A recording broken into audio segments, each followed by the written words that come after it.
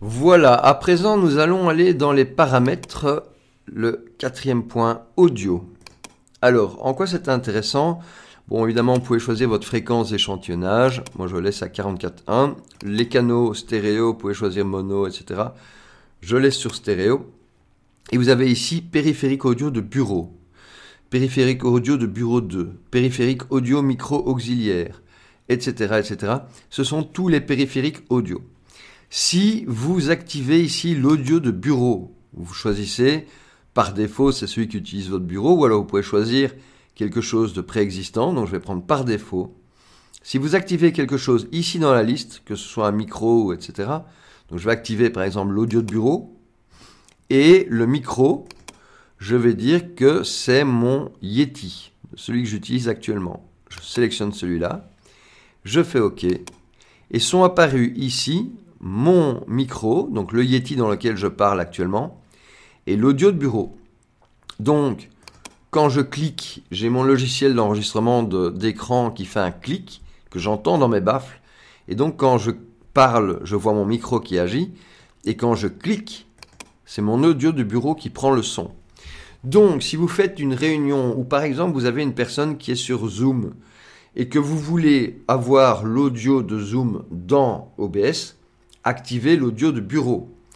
Alors pourquoi est-ce que je n'active pas par défaut audio de bureau et micro?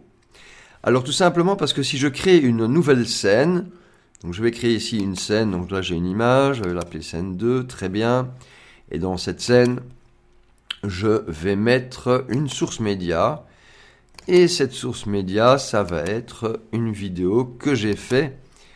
Voilà, hop, ma dernière vidéo.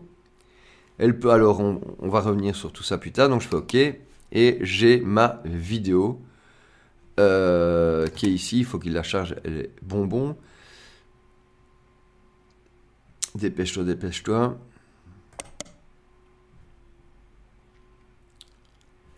Je pense qu'il est toujours en train d'essayer de la charger. Parce qu'elle est trop grosse. J'ai vraiment pris un truc trop gros. Bon alors.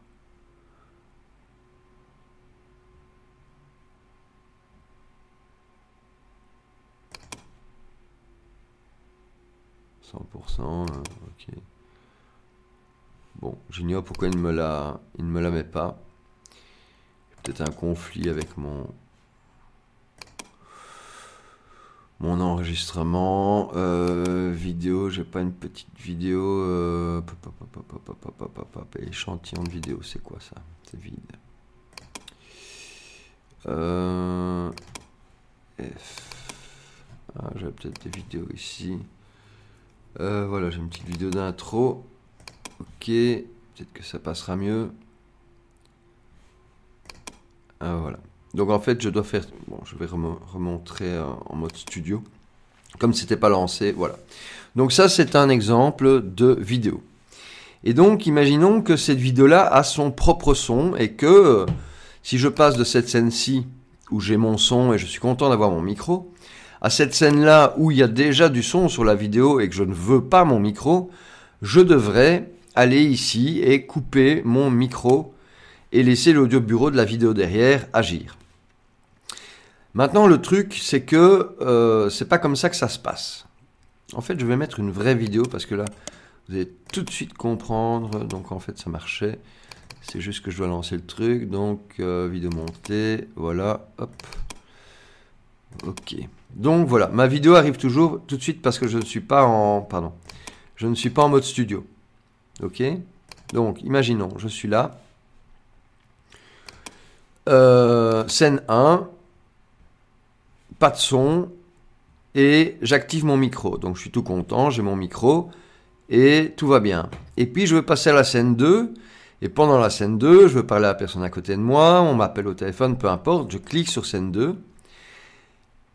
Et là, on voit que ma source média émet, mais mon micro est activé. Donc, je vais désactiver mon micro. Je désactive mon micro. Et puis, je vais repasser à la scène 1 et mon micro est désactivé. Alors, du coup, dans Paramètres, Dans audio, je n'active pas ici mes sources par défaut. Donc je n'ai plus rien. Sur scène 2, j'ai déjà du son, donc je n'ai pas besoin d'avoir un autre son que celui-là. Et sur scène 1, je vais ajouter une capture d'audio entrant qui est en fait mon Yeti. Voilà. Et je fais OK. Et ici, sur cette scène-là, j'ai mon Yeti. Très bien.